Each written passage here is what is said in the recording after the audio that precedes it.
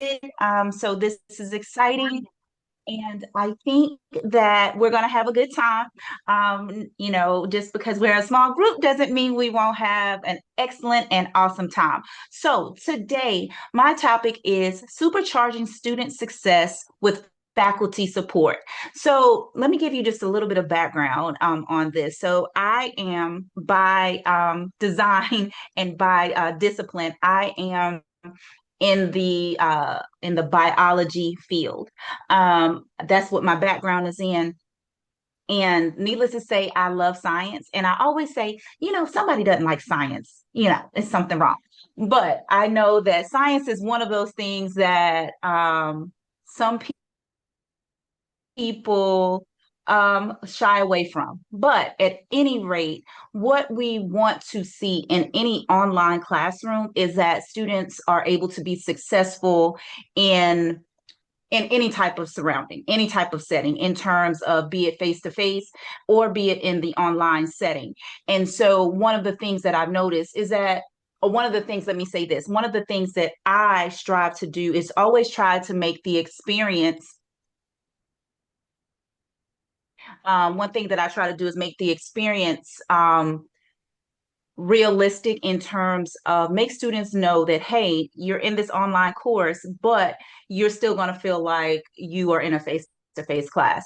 And so I actually work with several other faculty members. I am a lead faculty at my institution. So I work with several other faculty members, and I want them to be able to provide or help their students to be successful. So how do we do that?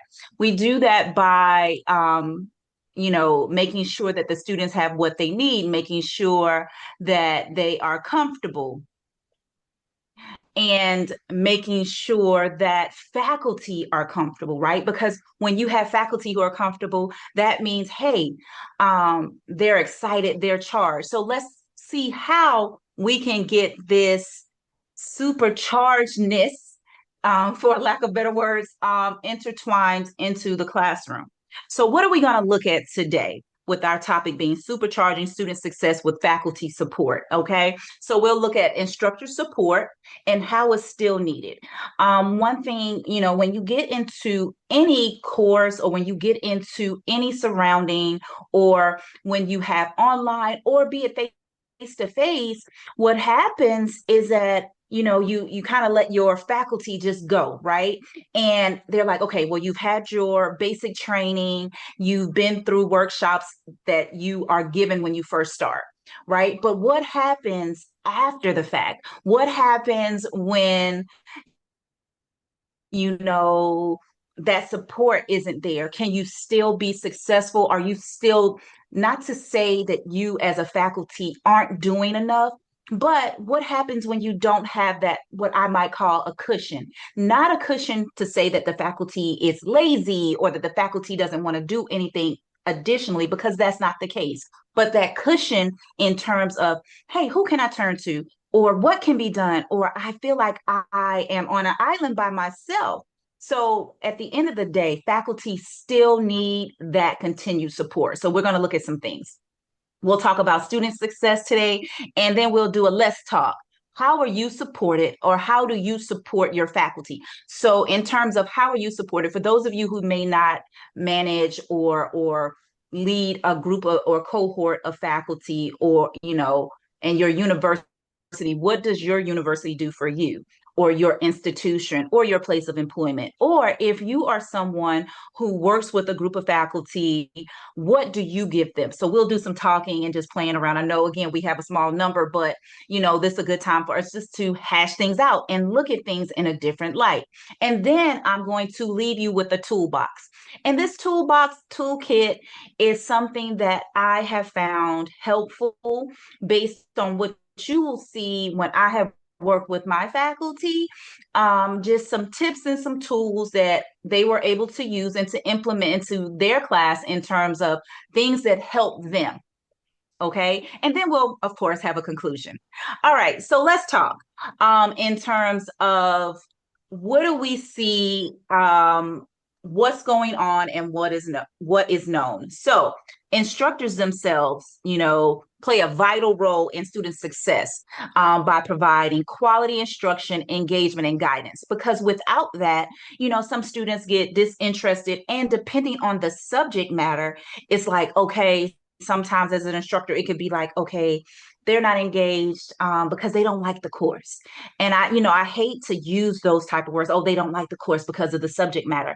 And a lot of that can be for the simple fact that some students shy away from different courses because they don't see the excitement in the instructor, or they don't see that the instructor is engaged. So when you're looking at a student, just know that as instructors, we play a vital role in no matter what the course is. I'm always prone to the sciences, because that's my area. But even if it's math, even if it's a business course, even if it's a computer course, so whatever the course may be, we play as faculty, as instructors, we play a vital role in how the students will do, right? Because the students want to know, hey, I can go talk to my instructor. I can do this with my instructor. Or, my instructor understands that what we would say is life be life, and sometimes, and your instructor understands that. That is a vital part of student success, right? Because at different institutions, students come in at various ages, right? So as an instructor, you have to be able to encourage them and have to understand, hey, let me see what I can do a little differently. Now, I'm not saying that to say that the student does not have a responsibility in the course, because that is not the case, right?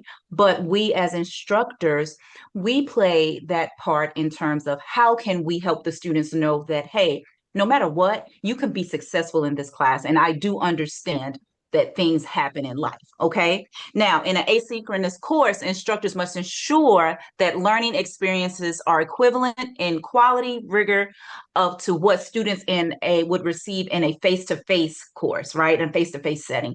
And that's one thing that I like to do. And I also encourage the faculty that I work with to do that as well.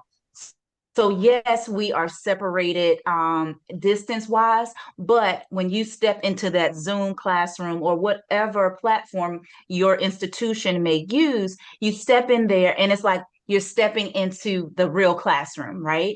So the student should see you. The student should be able to say, hey, I know my instructor, because I always tell my students, hey, I can laugh at myself.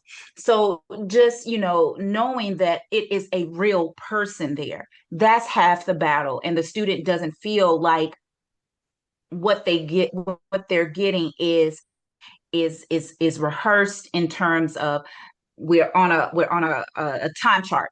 I'm going to say this at this moment. I'm going to say this at that moment. The student has to be able to see that you are a real person. So that same interaction that you would give to them in the face-to-face class should be something that they're getting in that online course. Now, to achieve this, instructors must need to stay current, actively engaged with online learners, and foster a sustained student engagement.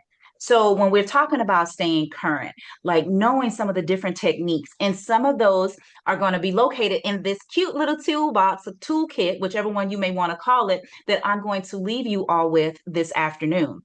Um, and so we want to be able to say, okay, well, maybe I try to have some sort of games in my classroom to keep the students engaged.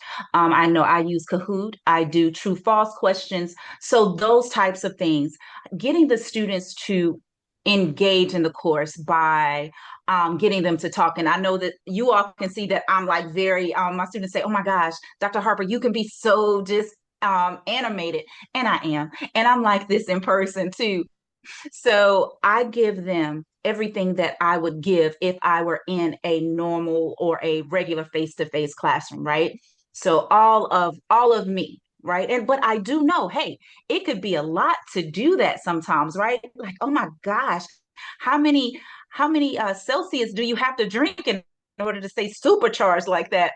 But when you commit to your students and commit to their success, you're going to do what you need to do, and knowing that, hey, I'm doing this because I want my students to be successful. So, a key factor in supporting student success is ensuring the instructor is fully prepared to deliver effective and efficient information. So be fully prepared. How do you deliver that information, and where does it go, or what do you get from it, or how will you do it?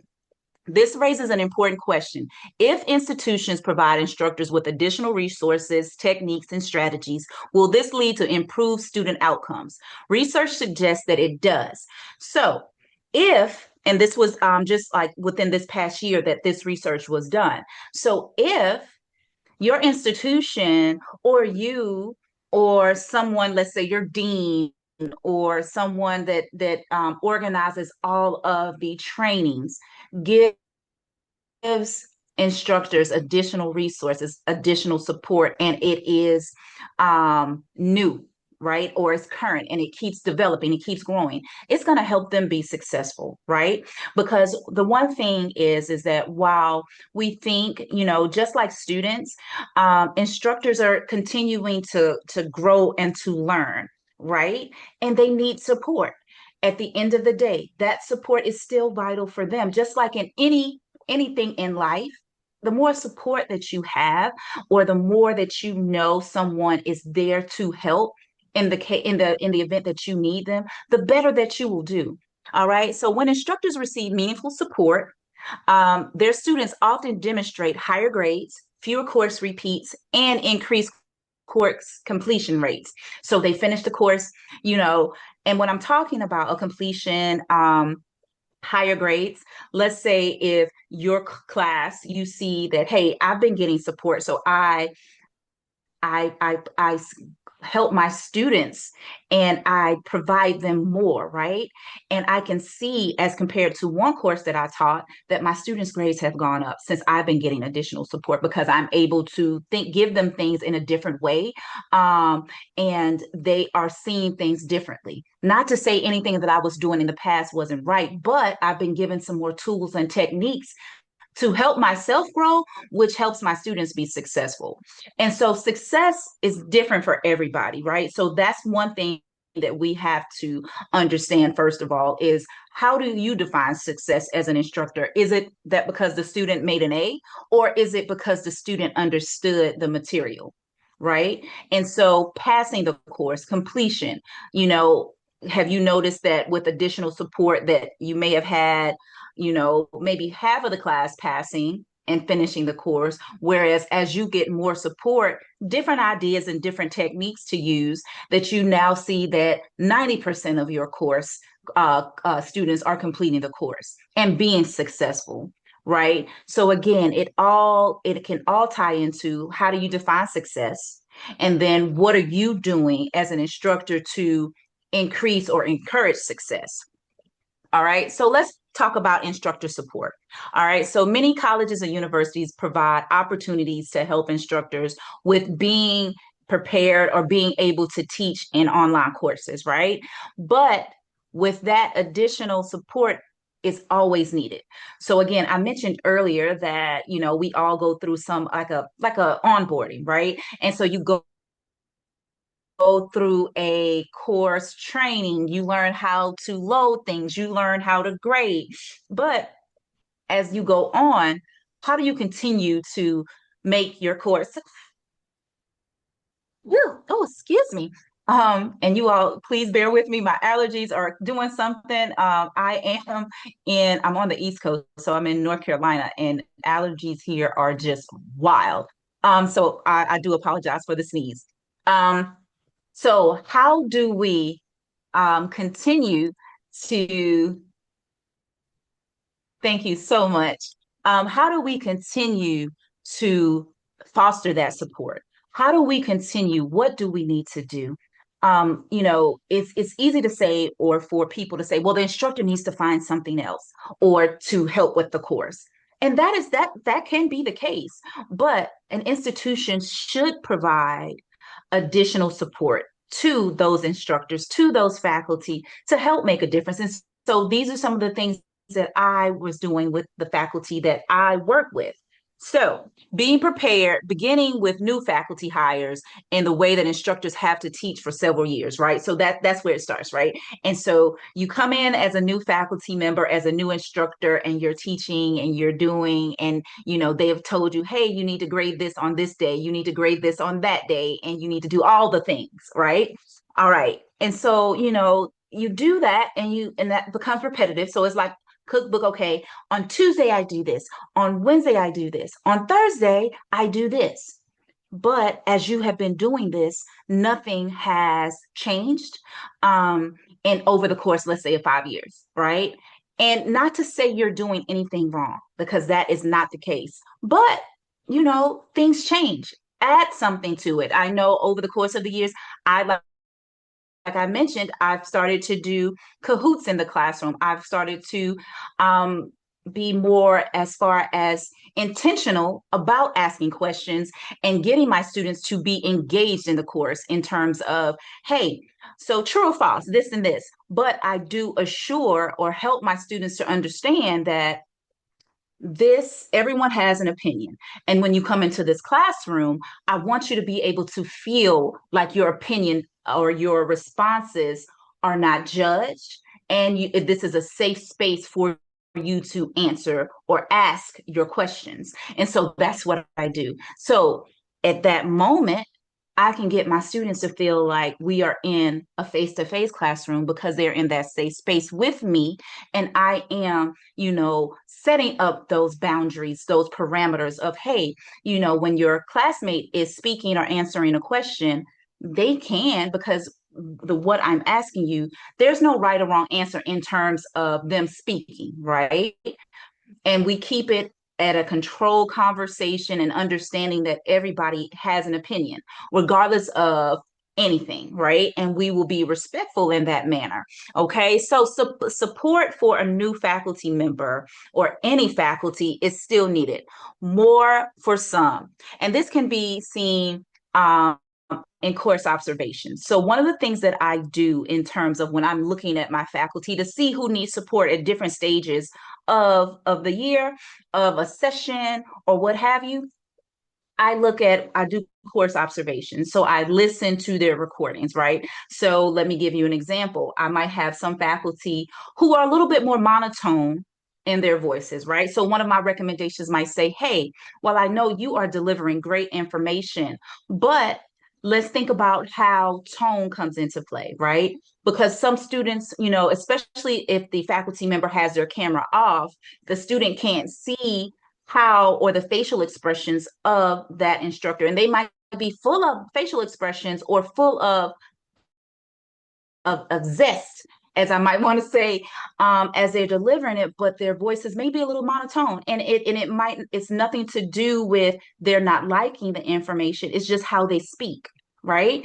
And it's nothing wrong with that. So one of my suggestions might say, hey, turn on your camera for a few moments to let the students see your face so that they can know that you're engaged and you're enjoying this.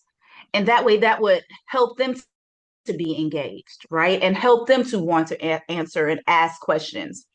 So course observations can help to see where additional support is needed and who needs that support, right?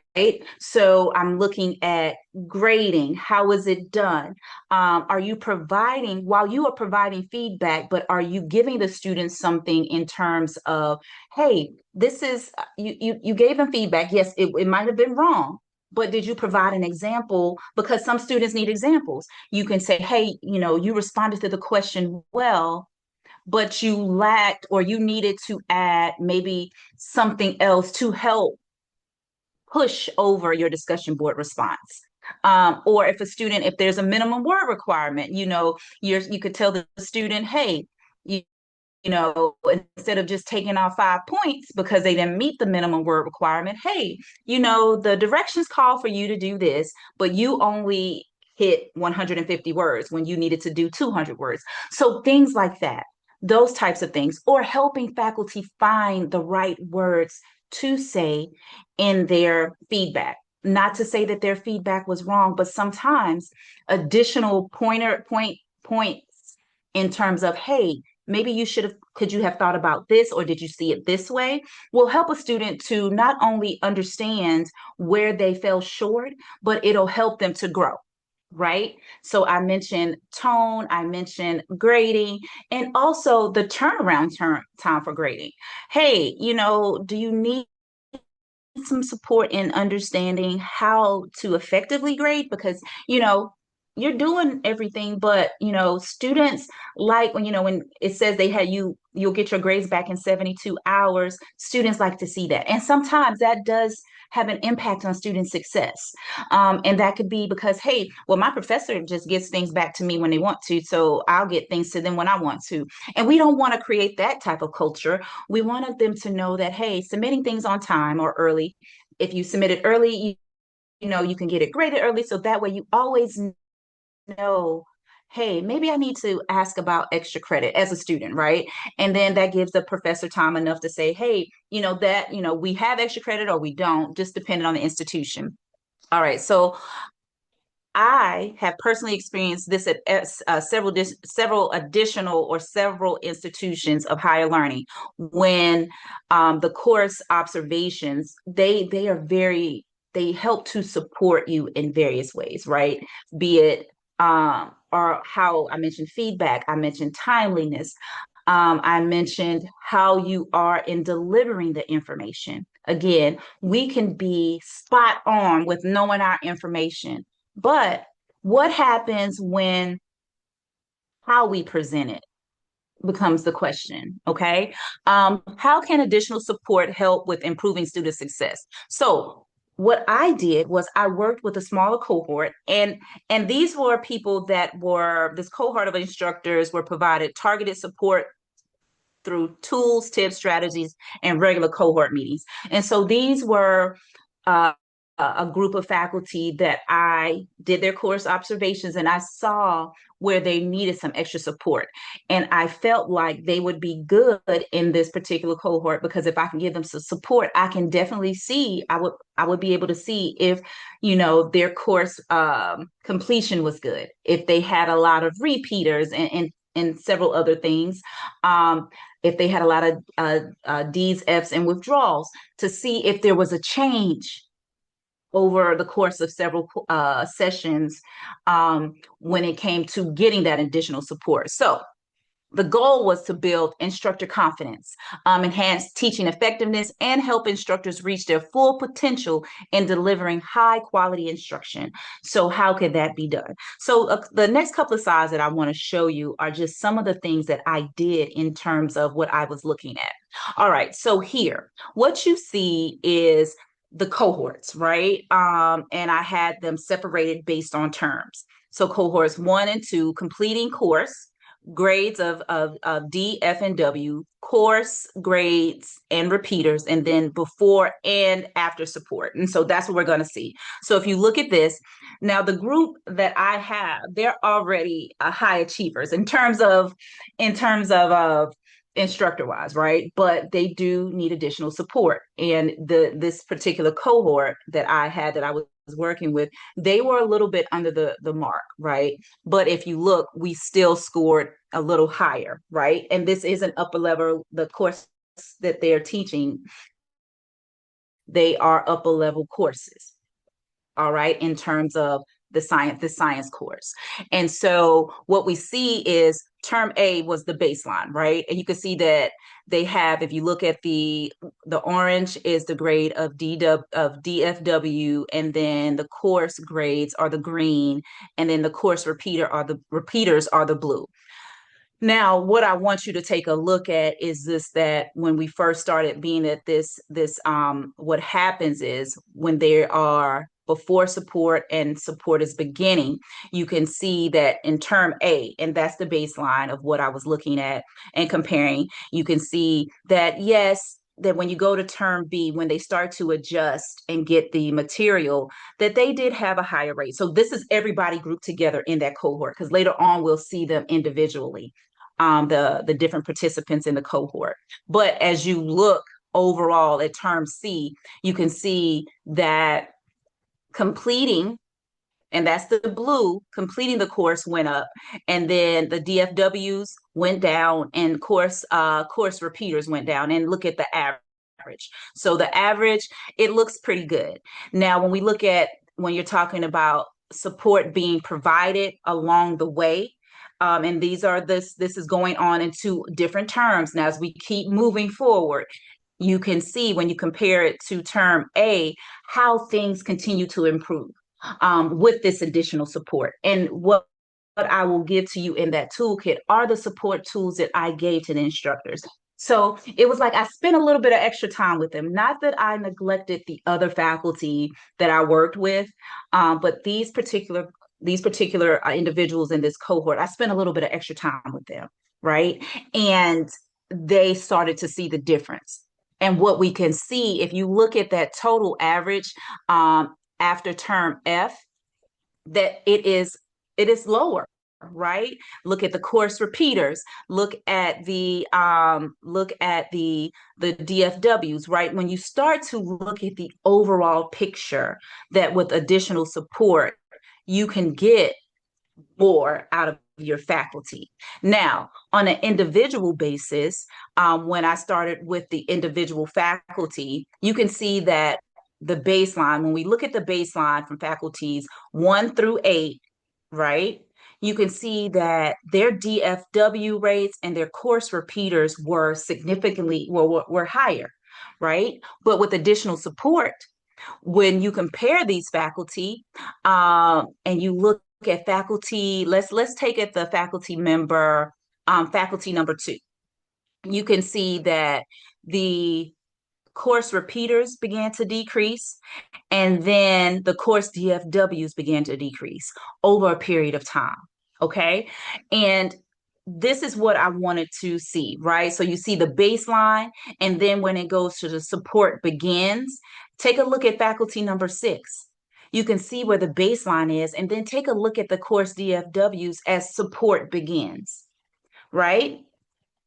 But when we go to still looking at faculty support, as we continue to look at this, now, the one thing that I do want to note is, note faculty 1 did not teach during this term, so theirs is a little different, okay? But when we start to look over a course of time, and I started to bring the cohorts together, because the cohorts did start at different junctures, because I had 2 cohorts, all right? But overall, when you compare these, look at faculty number 2, look at the DFWs, you can see that there was an increase in faculty 2, but there could be outlier circumstances there. But look at the completion rate. Then look at faculty number 3.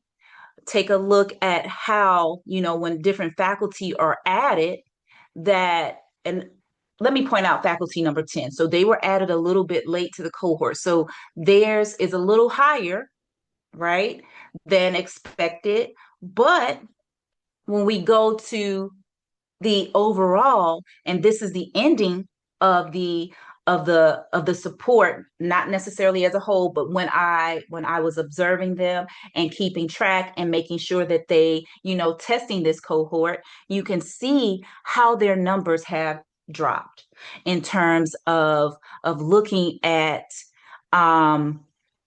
course repeaters and completion rates, in terms of them individually. And this is what I wanted to see, right? So in terms of what I'm looking at, when they have a course grade of an average of somewhere in the 90 percentile, or completing the course of getting at least an 80 or above, that is a good mark, standing mark. So what I'm seeing with this continued growth is that with additional support, faculty can do even better. Okay. So now you all have seen some of the things that I've done. And what I want to take a moment to do is ask you a couple of things. And I'm going to type these things in the next couple of slides. So I want you to take a moment just to think about, what are some of the strategies that your universities or colleges or departments use to support faculty directly, or you directly. Are A's and B's expected grades? So that is a good question. Are A's and B's expected grades? And so that would be the goal. But as I say that, if a student is able to get a C and and depending on how you define success, and the student is working hard and you can see that student growth, then that C would be satisfactory because that is a passing grade. Now, if you are able to see that increase from how the faculty are able to get more A's or B's in a course, or let's say 90% or above, or 80% or above, if they previously had all D's or all C's as far as a ranking in their course, then to see that increase, that would be awesome, right? But depending on how that faculty defines success. Now, my success is the way that I define it is if the student is able to um, care about learning, and I'm worried about grade inflation. Right. And so we have to be true. Grade inflation can be a big thing because you have so many faculty. Because one of the things that comes to mind is for faculty, and I know that I've gotten this from several of my faculty. Well, if they don't do well, I won't be offered additional courses. So the goal is to not be true to what your grading is, right? The goal is to be true to what that graded rubric says. And with so many things going on, it does kind of make faculty like a little apprehensive to truly grade and give the honest grades, right? And when I say that, I mean, hey, no one wants to be in jeopardy of not having their job, right? Yeah, yeah, you feel the pressure. And I totally get it because I've had my adjuncts to come and say, hey, like, you mentioned these completion rates and you mentioned these. And then when I look at feedback from students, when I look at course feedback, like at the end of the session, the end of the term, and a student can say, I got a great deal from this course, and the instructor was amazing. That speaks volumes to me. And as an institution where I am, that speaks volumes to them too. Because we want to ensure, and at institutions or anywhere, if you're going to provide faculty support, you want them to be able to be confident and feel like they can be their best in grading. And so a rubric keeps it 100% in terms of, hey, did they answer this? Yes, they did. Did they answer that? No, they did not, and this is why. So I get it could be like that fine line, like, do I cross it, or do I need to worry? So totally understand. One of my biggest concerns is non-completion of assignments. Yes, aside from AI, that part, right? Non-completion of assignments. And so one of the things that I do and that we implement with my group, we have a no zeros campaign. And what that entails is that students have the opportunity to go back and complete missing assignments. Yes, I know that it could be very a lot on faculty, but you give the students the opportunity to say, hey, you have several paths. And sometimes because life can be lifing at times, we understand an assignment can be missed. Yes, I follow the late policy, I do, but I do want students to know, hey, you have the opportunity to go back and complete the assignment, right? And I always say, you know, points 50, if the assignment is worth 80 points and you get 60 of the points, that's better than a zero. And so that's what I like to implement. And I've implemented that with all of my instructors. Do students take advantage of it? Sometimes. um, but you have put the ball back in their court to say, these are your options and this is what you can do. I feel really time pressured. I plan my time. Right. and your time is valuable, right? And it could be so much and become so stressful. I have a lot of faculty who be like, hey, I have students who try to bulk load at the end, right? But it is part of, hey, let me know the student, tell the student you need to talk to me before you just go throwing anything in the class. And that way we can make a plan. And I always tell this to my students, hey, don't just throw things in the class and then say, hey, you need to grade my assignment. Well, if you read, your syllabus, um, it says, the instructor you need to talk to your instructor about submitting assignments and see if it will be taken or what will be done or things to that nature. So I always make sure that I can back whatever it is based on the syllabus and the way that it reads, or clear directions that I have supplied with the assignment. Currently offering non-credit feedback on late assignments. Okay, that's good. How do you accept and so I like that. Excuse me, and I like that it says currently offering non-credit feedback on late assignments to progress to the next portion.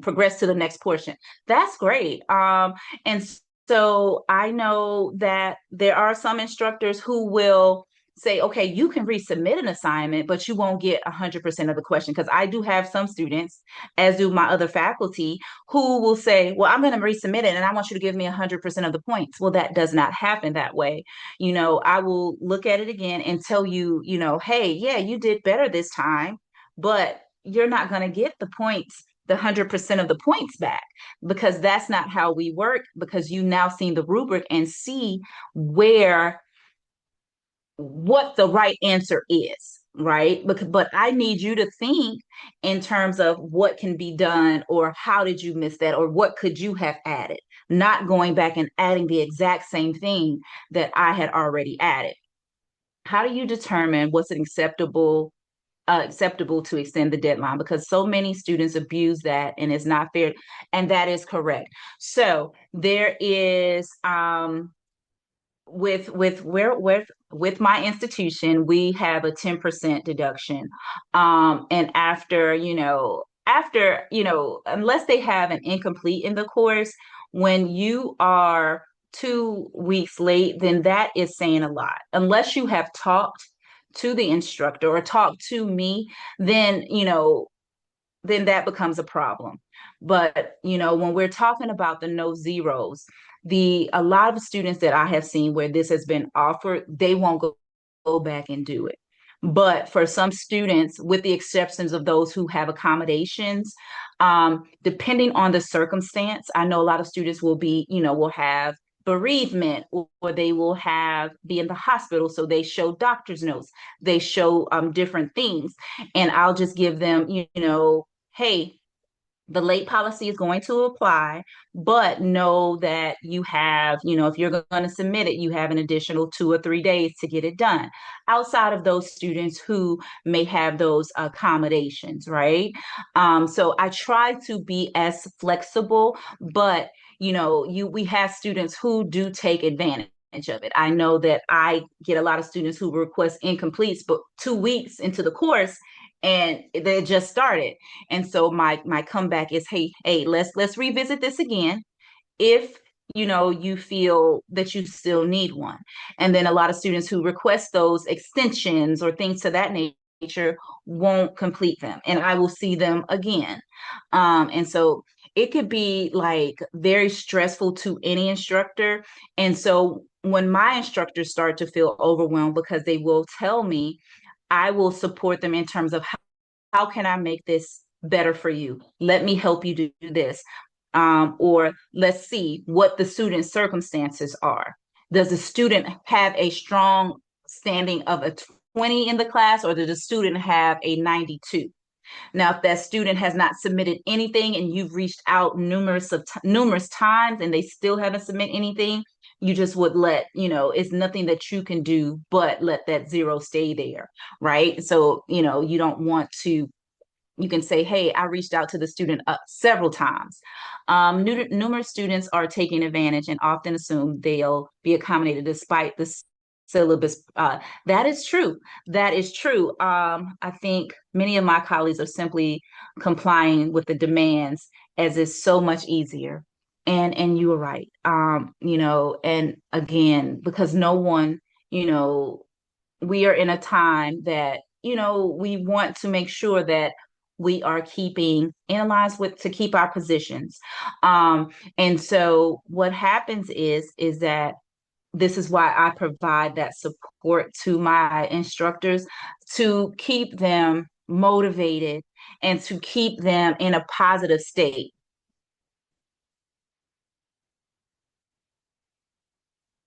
Okay. Yes, we are. Thank you.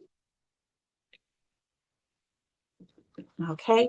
And so we want to make sure that, that that you are enjoying what you have. And that's great that you feel supported by your chair, because that is one of the major things. Okay. And I want you all to feel supported. And I think we've gone through a couple of things, and you all have added, like, these are some of the techniques. So I was going to type some things in. Um, and I'm going to, because we can continue this conversation. So, um, one thing that I have noticed is that we need to be able to foster those connections, right? To make sure our faculty are in a position where they feel supported, you know, and one of the things of a dean, of a faculty chair, or what have you, is to make sure that the faculty are getting what they need. Because if the faculty feel supported, they're going to deliver that quality instruction, right? And they're going to feel like, hey, what I'm doing is being seen and being heard. Okay. Now, if and I can definitely, I will load this, and can I can send my presentation slides. This is a toolbox. And so if you want to, you can go ahead and scan the QR code, because I want to share this with everyone. Um, and I think that this would be something that everybody could take advantage of. And again, it's about a 4-page toolbox, and it has different resources and different ways to be active, or to get some support in the classroom. Okay, so please, please, please, go ahead and scan that QR code, and I can load it here. Link instead. Okay, let me give you the link right now. No problem. Let me just get it up. Give me 1 second. Um, and I think that this would be great.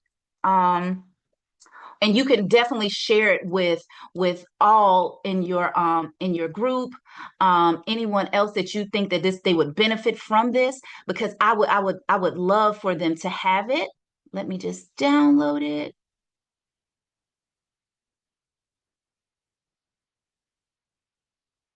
Let me click on it. I'm getting, when I get so excited, my fingers are clicking, because I'm just happy that I'm able to share this information with everyone. Okay, let me do this.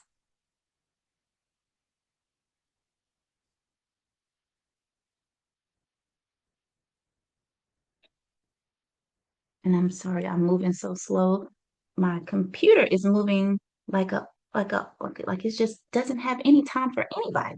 Let me just move this so I can see what's going on over here. I can help you as well. Can help you as well. Okay. I'm trying to get to I want to she wants the link. Jennifer would like the link, and I'm trying to get it over here. I My got it. computer I is and I taking pasted forever it to load. on the side chat. Oh, okay, awesome. Thank you so You are much. I very welcome. appreciate that.